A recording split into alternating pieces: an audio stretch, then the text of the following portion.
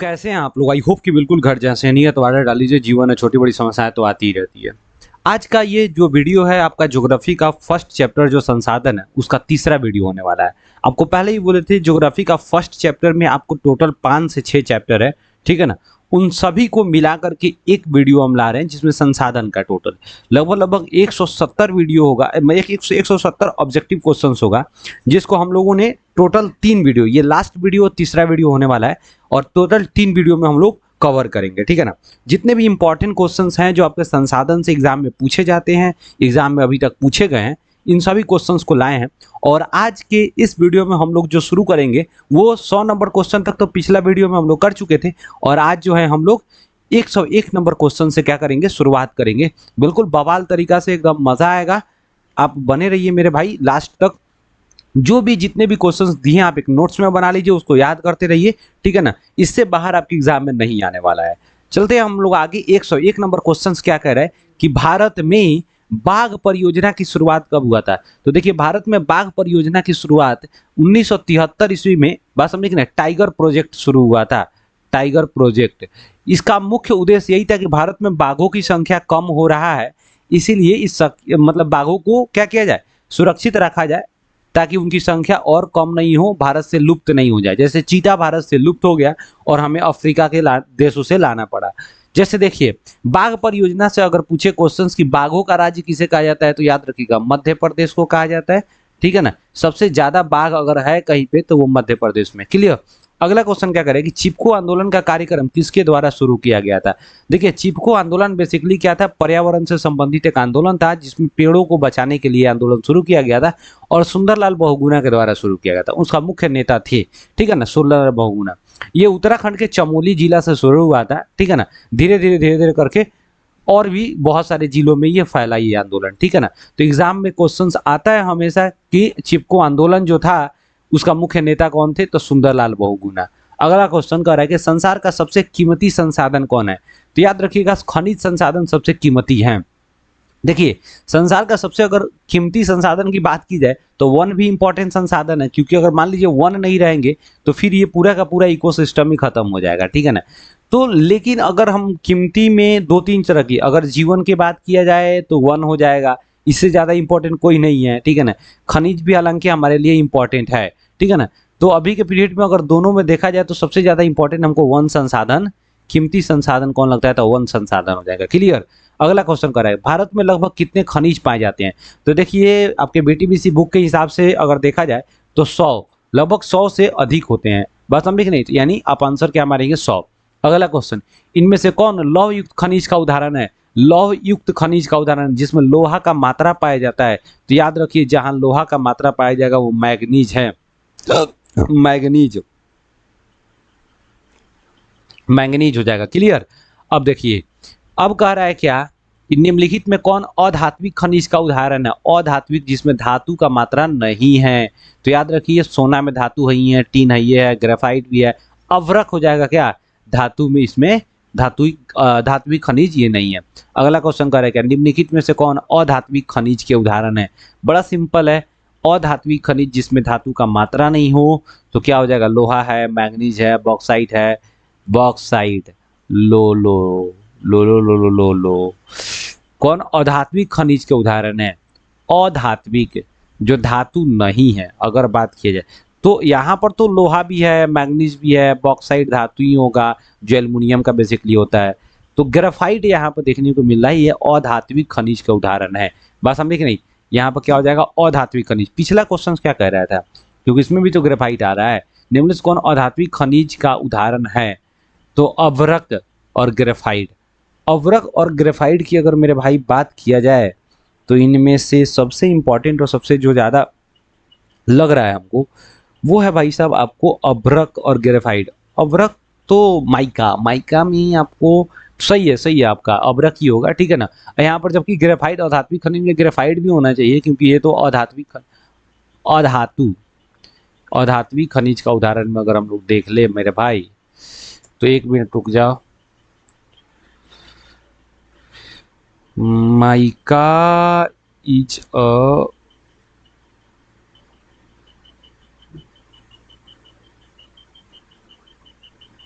हाँ,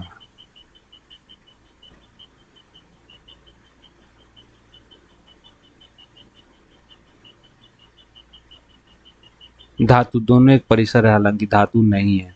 तो यहाँ पर चलो अभ्रक भी हो जाएगा और ग्रेफाइट भी हो जाएगा, दोनों हो जाएगा। लेकिन इसमें अगर हम ऑप्शन के हिसाब से देखेंगे तो अभ्रक स्ट्रांग है।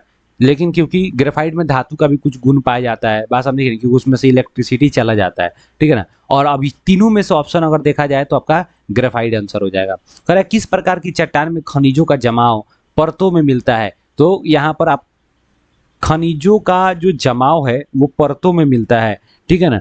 तो आप इसको आप देख सकते हैं अवसादी चट्टान, बात समझे कि नहीं, क्या हो जाएगा, अवसादी चट्टान में परतों में मिलता है, खनिज का जो जमाव होता है वो परत में मिलता है। नेक्स्ट क्वेश्चन कह रहा है क्या, किस खनिज को उद्योगों का जननी माना जाता है। उद्योग का जननी लोहा को, ऑब्वियस, बहुत ही इंपॉर्टेंट क्वेश्चन है, बीबीआई क्वेश्चन से एग्जाम में आया हुआ है।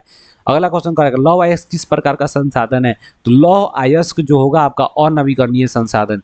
अगला कह रहा है क्या, निम्नलिखित में से कौन लौह अयस्क का एकमात्र प्रकार है। तो लौह अयस्क का एकमात्र प्रकार की बात करें तो हेमेटाइट है, हेमाटाइट। ये दोनों जो है भाई साहब कोयला का है, कोयला का है। अगला क्वेश्चन कह रहा है क्या कि इनमें से कौन अयस्क का एक प्रकार नहीं है। अयस्क नहीं है मेरे भाई, इनमें से कौन अयस्क नहीं है। तो अयस्क ऐसे क्या हो सकता है, ऑप्शन के हिसाब से देखो क्वेश्चन कुछ गलत लिख रहा है। हेमेटाइट, लिमोनाइट, लाइमोनाइट और एंथ्रासाइट। तो कौन जो है लौह अयस्क, यानी कोयला का यहाँ लिख सकते हैं, कोयला, कोयला का अयस्क, कोयला के अयस्क एंथ्रासाइट, एंथ्रासाइट कोयला के अयस्क का नाम है। इनमें से कौन कौन सी अयस्क का एक प्रकार नहीं है। अच्छा अच्छा अच्छा अच्छा, अयस्क का एक प्रकार नहीं है तो एंथ्रासाइट, एंथ्रासाइट एक अयस्क का प्रकार नहीं है, ये कोयला का प्रकार है। बात समझ नहीं, अयस्क नहीं है, खुद कोयला का प्रकार है, ठीक है ना, एंथ्रासाइट हो जाएगा। नेक्स्ट क्वेश्चन क्या कह रहा है, निम्नलिखित में से किस खनिज में भारत सुसंपन्न है। यानी निम्नलिखित में से कौन सा खनिज भारत में सबसे ज्यादा है। तो याद रखिएगा लोहा सबसे ज्यादा होता है भारत में। और लोहा भारत में लोहा जो है भारत वो जापान को सबसे ज्यादा एक्सपोर्ट करता है, बात समझे कि नहीं, निर्यात करता है। तो इसलिए लोहा सबसे ज्यादा क्या है आपको भारत में होता है। कहेगा लोहा का उत्पादन भारत में किस राज्य में सबसे ज्यादा होता है, तो उड़ीसा में। हालांकि आगे सभी क्वेश्चन हम आपको दिखाएंगे एक एक करके। भारत का सबसे बड़ा लौह अयस्क का उत्पादक राज्य कौन सा हो जाएगा, वही बात है, अब उड़ीसा में हो जाएगा लगभग 60%। कह रहा है कि कौन भारत का सबसे बड़ा लौह उत्पादक राज्य है, उड़ीसा हो जाएगा, ये भी आंसर वही होगा। कह रहा है बाबा बुदन की पहाड़ी, बाबा बुदन की पहाड़ी छत्तीसगढ़ में, याद रखे ना लेना। बाबा बुदन की पहाड़ी एक तो झारखंड में नोआमुंडी है, उड़ीसा, झारखंड में नोआमुंडी हो जाएगा। और बाबा बुदन की पहाड़ी की अगर बात की जाए तो ये आपको छत्तीसगढ़ ही ज्यादा बेटर लगता है हमको ऑप्शन के हिसाब से। यहाँ पे सबसे ज्यादा छत्तीसगढ़ और कर्नाटक दो में।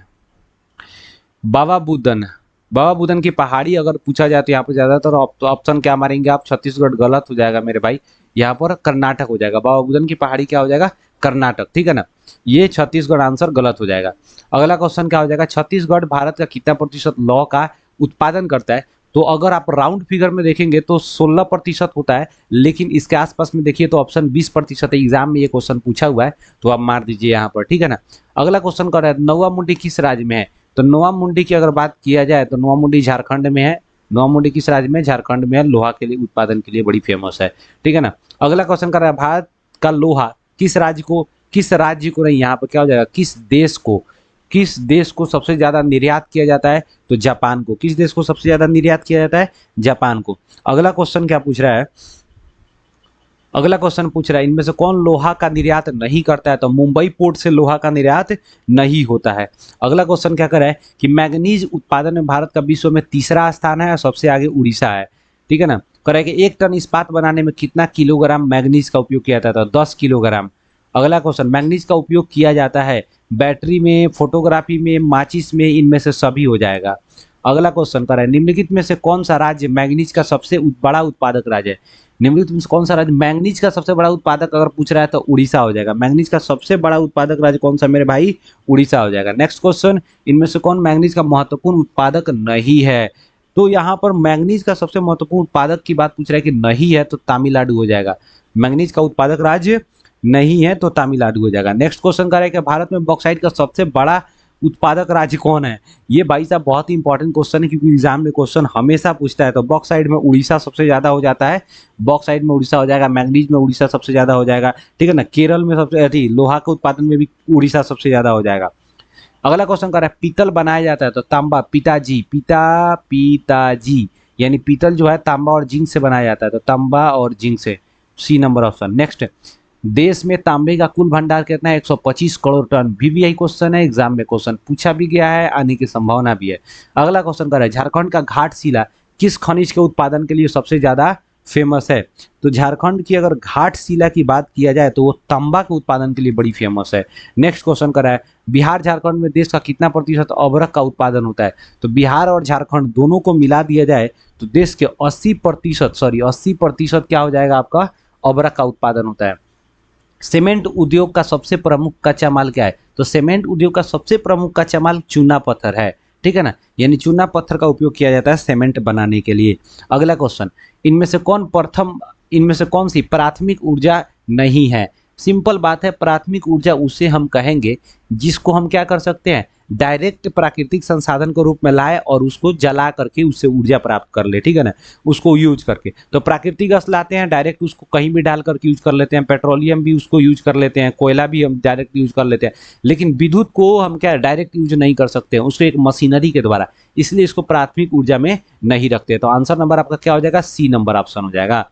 नेक्स्ट क्वेश्चन कह रहा है क्या? कोयला है तो कोयला एक नवीकरणीय और नवीकरणीय संसाधन, ये तो बड़ी सिंपल है यार।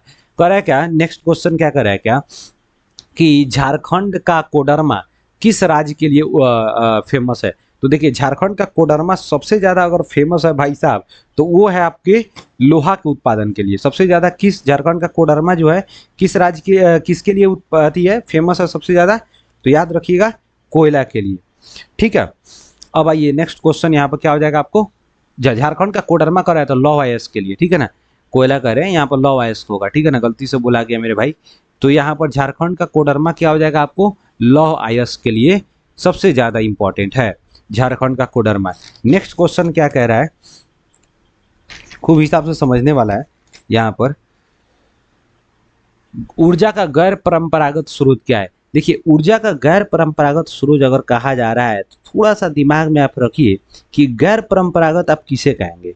गैर परंपरागत का सिंपल मतलब होता है मेरे भाई कि वैसा संसाधन जिसको यूज करने के लिए हमें किसी न किसी टेक्नोलॉजी की जरूरत पड़ता है। तो जैसे देखिए सूर्य की किरण को डायरेक्ट हम यूज नहीं कर सकते हैं खाना बनाने के लिए, इलेक्ट्रिसिटी करने के लिए। उसके लिए हमें एक क्या करना होता है, ये उसके लिए हमें एक मशीन लगाना पड़ता है, इसलिए उसको गैर परंपरागत नहीं कह उसको गैर परंपरागत कहते हैं। लेकिन जिसको हम डायरेक्ट एनर्जी ले सकते हैं, यूज कर सकते हैं, उसको परंपरागत कहते हैं। तो इसलिए यहाँ गैर परंपरागत सूर्य हो जाएगा। क्लियर हो रहा है कि नहीं हो रहा है? एकदम बिल्कुल बवाल तरीका से। अब अगला क्वेश्चन समझिएगा क्या कह रहा है कि इनमें से ऊर्जा को गैर परंपरागत स्रोत कौन है? इनमें से ऊर्जा का गैर, वही फिर पूछ रहा है ऊर्जा का गैर परंपरागत, तो क्या हो जाएगा? ज्वारीय ऊर्जा। इसको भी उत्पन्न करने के लिए हमें मशीनरी चाहिए। कह रहा है क्या भारत में ऊर्जा का प्रमुख स्रोत कौन सा है? तो भारत में ऊर्जा का प्रमुख स्रोत अगर पूछा जाए तो ऊर्जा का प्रमुख स्रोत हो जाएगा मेरे भाई कोयला। इसी से विद्युत उत्पादन सबसे ज्यादा किया जाता है। कह रहा है गोंडवाना युग इसको युग कह सकते हैं। गोंडवाना युग की चट्टानों में भारत का कितना प्रतिशत कोयला? लगभग 98%। नेक्स्ट, गोंडवाना समूह के कोयले का निर्माण हुआ था तो 20 करोड़ वर्ष पहले। 20 करोड़, इकाई दाई सैकड़ा हजार 10 लाख 10 लाख करोड़ 10 करोड़, यानी ए नंबर ऑप्शन 20 करोड़ वर्ष पहले। 20 करोड़ वर्ष पहले। नेक्स्ट क्वेश्चन, कोयला का सर्वोत्तम प्रकार कौन सा है? तो सबसे अच्छा कोयला एंथ्रासाइट होता है। सबसे अच्छा कोयला कौन होता है मेरे भाई? एंथ्रासाइट होता है। और सबसे अगर घटिया का पूछता है, देखिए क्वेश्चन आ भी गया, तो पीट कोयला सबसे घटिया हो गया। नेक्स्ट कह रहा है भारत में कोयले का सर्वप्रमुख उत्पादक राज्य है, तो सबसे अच्छा जो उत्पादक राज्य है कोयला का वो झारखंड है। झारखंड का। नेक्स्ट क्वेश्चन कह रहा है कालाकोट कोयला किस क्षेत्र में, किस राज्य में कालाकोट कोयला किस राज्य किस क्षेत्र किस राज्य में स्थित है? कालाकोट कोयला क्षेत्र, अरे यार कह रहा है कि कालाकोट कोयला क्षेत्र किस राज्य में, यानी ये जो कालाकोट कोयला क्षेत्र का नाम बता रहा है बस हम देख नहीं, ये पूछ रहा है किस राज्य में स्थित है। जैसे झारखंड में भी क्या है, अपना अपना एक अलग अलग राज्य है सबका, झारखंड हो गया, आपको मध्य प्रदेश हो गया, छत्तीसगढ़ हो गया, ये उड़ीसा हो गया, सब जगह पर क्या है अपना अपना अलग अलग राज्य का अपना अपना क्षेत्र है, जहाँ पे क्या है कि कोयला का अपना अपना एक पेटी है। हर खनिज संसाधन का पेटी होता है, पेटी कहने का मतलब भंडार, ठीक है ना, और हर राज्य में अलग अलग होता है, ठीक है ना। तो उसी तरह अगर कालाकोट की बात किया जाए तो वो सबसे ज्यादा जम्मू कश्मीर में ये देखने को मिलता है, ठीक है ना, जम्मू कश्मीर आपको देखने को मिलेगा। नेक्स्ट क्वेश्चन क्या करे, किस राज्य में खनिज तेल का विशाल भंडार स्थित है, किस राज्य में खनिज तेल का विशाल भंडार स्थित है, तो यहाँ पर आपको असम, अगर यहाँ पर कुल ऑप्शन के हिसाब से अगर देखिए तो यहाँ पर क्या हो जाएगा आपका असम सबसे इंपॉर्टेंट क्वेश्चन। अगला क्वेश्चन क्या है, पेट्रोलियम किन चट्टानों में मिलता है, तो याद रखिएगा पेट्रोलियम जो होगा परतदार चट्टान में, पेट्रोलियम किस में मिलता है आपको, परतदार चट्टान में मिलता है। नेक्स्ट क्वेश्चन, डिगबोई तेल क्षेत्र कहाँ है, तो डिगबोई असम में है, भारत का पहला तेल शोधक कारखाना। अलंकेश्वर में किस शक्ति के साधन की प्रचुरता है, अलंकेश्वर की अगर बात किया जाए मेरे भाई खनिज तेल के लिए सबसे ज्यादा महत्वपूर्ण है। मुंबई हाई क्यों प्रसिद्ध है, तो याद रखिए खनिज तेल के लिए प्रसिद्ध है। नेक्स्ट क्वेश्चन कह रहा है क्या कि यहाँ पर भारत का प्रथम तेल शोधक कारखाना था डिगबोई, असम राज्य में है, डिगबोई असम राज्य में भारत का पहला तेल शोधक कारखाना है। करेक्ट, निम्नलिखित में से कौन परंपरागत ऊर्जा का स्रोत है, तो निम्नलिखित में से कौन सा परंपरागत ऊर्जा का स्रोत है, तो बड़ा सिंपल है, ये परंपरागत कह रहा है तो कोयला हो जाएगा, ठीक है ना, बायोगैस, सौर ऊर्जा, ज्वारी है, ये तीनों ऐसा चीज है जिसको उत्पन्न करने के लिए इससे, ठीक है ना, हमें एक मशीन की जरूरत पड़ती है, इसीलिए इसको गैर परंपरागत कहेंगे। आप परंपरागत जिसको डायरेक्ट जला ले, ठीक है ना, तो वो कोयला हो जाएगा। अगला क्वेश्चन क्या कह रहा है कि भारत में खनिज तेल वार्षिक उत्पादन कितना टन है, तो अगर पूछा जाए कि भारत में खनिज तेल का वार्षिक उत्पादन कितना है, तो याद रखिएगा हमेशा एग्जाम में ये क्वेश्चन रहा है अभी तक के, ठीक है ना, तो 3 करोड़ टन हमेशा यहाँ पर याद रखिएगा 3 करोड़ टन। अगला क्वेश्चन, प्राकृतिक गैस किस खनिज के साथ पाया जाता है, प्राकृतिक गैस किस खनिज के साथ पाया जाएगा, तो प्राकृतिक गैस पेट्रोलियम, यूरेनियम, चूना पत्थर, तो प्राकृतिक गैस किससे हो यार, बड़ा सिंपल है, पेट्रोलियम के साथ पाया जाएगा, ठीक है ना। नेक्स्ट क्वेश्चन कर रहा है क्या कि इनमें से कहाँ प्राकृतिक गैस का भंडार मिले हैं, तो अगर मिलने की बात आता है तो वो त्रिपुरा। नेक्स्ट क्वेश्चन, भारत में सर्वप्रथम जल विद्युत गिरी की स्थापना स्थापना कहाँ, भारत में सर्वप्रथम अगर पूछा जाए तो भारत में सर्वप्रथम जल विद्युत गिरी का उत्पादन जल विद्युत गिरी की स्थापना किया गया, तो ये कर्नाटक में हुआ था पहली बार, ठीक है ना। इसमें हम लोग अगर देखिए प्रथम जल विद्युत स्थापना विद्युत गिरी तो कर्नाटक में हुआ था, वेरी गुड।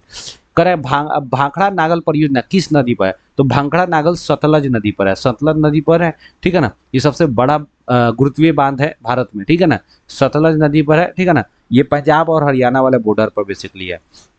करेक्ट, गोविंद सागर कृत्रिम जलाशय, ठीक है ना, ये जलाशय संबंधित है भाखड़ा नांगल बांध से।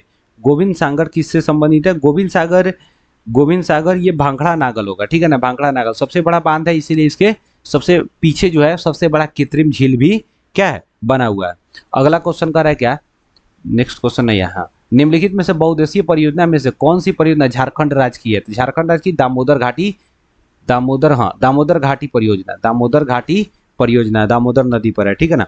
नेक्स्ट क्वेश्चन कह रहा है क्या कि निम्नलिखित नदियों में से किसे बिहार का शोक कहा जाता है, तो ये तो कई बार क्वेश्चन पूछा हुआ है, कोसी नदी को, ये मस्ट बीबीआई क्वेश्चन है, बिहार का शोक कोसी नदी। किस परियोजना का मुख्य उद्देश्य बाढ़ नियंत्रण, तो बाढ़ नियंत्रण कोसी परियोजना बिहार में। अगला, रिहंद किस नदी का सहायक नदी है, रिहंद किस नदी का सहायक नदी है, ये बड़ा इंपॉर्टेंट है यार, सोन नदी का, रिहंद किस नदी का सहायक नदी है, सोन नदी का, ठीक है ना। अगला क्वेश्चन कह रहा है क्या कि रिहंद हीराकुंड परियोजना किस नदी पर स्थित है, क्वेश्चन आगे नहीं, हाँ, हीराकुंड परियोजना किस नदी पर स्थित है, हीराकुंड महानदी पर स्थित है, ठीक है ना। अगर वही कहेगा हीराकुंड महानदी पर है तो भाखड़ा नागर किस पर है, तो सतलज नदी पर, ठीक है ना। अगला क्वेश्चन, रिहंद बांध किस राज्य में स्थित है, तो उत्तर प्रदेश में, रिहंद बांध किस में है, उत्तर प्रदेश में। अगला क्वेश्चन कह रहा है कि हीराकुंड बांध है, तो हीराकुंड बांध कहाँ होगा भाई साहब, उड़ीसा में, हीराकुंड बांध कहाँ होगा आपको उड़ीसा में है, ठीक है ना। नेक्स्ट क्वेश्चन कह रहा है क्या कि भारत में सबसे लंबा बांध तो हीराकुंड बांध है। अगला क्वेश्चन, बस इतना ही है यार, इसके नहीं है क्या 164 क्वेश्चन, अच्छा जी, तो 164 क्वेश्चन टोटल किया गया हुआ है ना। तो चलिए हम लोग 164 क्वेश्चन जितने भी इंपॉर्टेंट क्वेश्चन हैं हम लोगों ने देखा, मस्त तरीका से, उसका पोस्टमार्टम भी किया बवाल तरीका से। अब आपको क्या करना है, इन सभी क्वेश्चंस को अच्छे से याद कर लेना है ऑब्जेक्टिव में, तो आपका कितना जो भी आपका ऑब्जेक्टिव क्वेश्चंस है ना वो पूरा का पूरा क्लियर हो जाएगा, ठीक है ना। तो इसलिए जितने भी इंपॉर्टेंट क्वेश्चंस हम लोगों ने यहाँ पे कवर किया हुआ है, बस उसको अच्छे से याद कीजिए मस्त बवाल तरीका से। मिलते हैं नेक्स्ट वीडियो में बवाल तरीका से बवाल मचाते हुए, तब तक के लिए जय हिंद।